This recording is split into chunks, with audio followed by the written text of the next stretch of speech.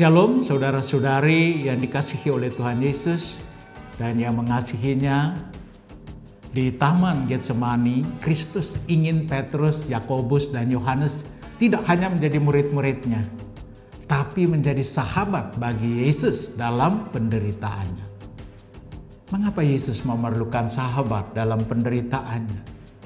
Karena pada saat itu ia mengalami kegentaran, kesedihan, dan rasanya mau mati. Bahkan ketika ia berdoa, peluknya menjadi seperti titik darah yang bertetesan ke tanah. Bagaimana respon murid-muridnya? Murid-murid itu tertidur pulas. Mata mereka terpejam hingga mereka belum bisa menjadi sahabat Yesus dalam menghadapi penderitaannya. Tidak hanya Yudas yang meninggalkan Yesus karena pengkhianatannya, tetapi Petrus juga menyangkal Yesus dan murid-murid yang lain pergi menyembunyikan diri. Memang terkadang ada orang yang begitu dekat bisa menjadi sahabat kita, tapi bisa juga berubah menjadi musuh yang menghambat, yang menghancurkan dan menjatuhkan. Karena murid-murid tidak sanggup menjadi sahabat Yesus, maka ia berjuang dan bergumul melawan penderitaan. Benar-benar sendirian. Ia sendirian di dalam pergumulannya, penderitaannya dan perjuangannya. Akibatnya hampir saja Yesus berhenti dalam memperjuangkan perlawanan melawan penderitaan.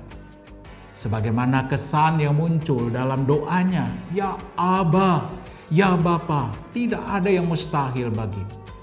Ambillah cawan ini daripadaku." Dalam bahasa kita sehari-hari, "Bapa, rasanya aku sudah tidak mampu lagi menahan penderitaan ini." Kita pun saat berada dalam penderitaan, kita butuh sahabat. Karena kalau tidak ada sahabat, maka penderitaan kita bisa semakin berat dan semakin sulit ditanggung. Seorang sahabat tidak hanya prihatin, tapi turut memikirkan, merasakan, dan menanggung penderitaan sahabatnya. Sahabat yang kita perlukan adalah sahabat yang sadar dan senantiasa terjaga. Itu jugalah yang menjadi kerinduan Johannes Sebastian Bach. Dalam sebuah syair lagunya berbunyi, "Aku ingin terjaga seperti Tuhanku." Seorang sahabat adalah juga seorang yang mengasihi sahabatnya seperti Kristus. Seberapa besar kasih seorang sahabat? Yesus berkata, tidak ada kasih yang lebih besar daripada kasih seorang yang memberikan nyawanya untuk sahabat-sahabatnya. Sahabat yang baik mau menjadi sahabat bagi orang lain, sekalipun orang itu jahat, seperti yang dilakukan Tuhan Yesus. Yesus adalah sahabat yang baik bagi kita yang jahat. Sebagai seorang sahabat, Yesus telah memberikan yang terbaik bagi kita, yaitu hidupnya sendiri. Ia telah menyerahkan nyawanya bagi kita. Ia rela dihukum demi kita sahabatnya. Mungkin selama ini banyak dari kita telah gagal menjadi sahabat Tuhan Yesus. Melalui sesama kita karena mata kita terpejam, iman kita tertidur, seperti murid-murid Yesus yang melarikan diri dari Yesus karena mereka merasa hidup terancam dan tidak ada perubahan. Karena itu kita diingatkan untuk beranjak dari hanya menjadi murid-murid yang terkadang mata terpejam, melainkan mau menjadi sahabat Yesus yang selalu terjaga.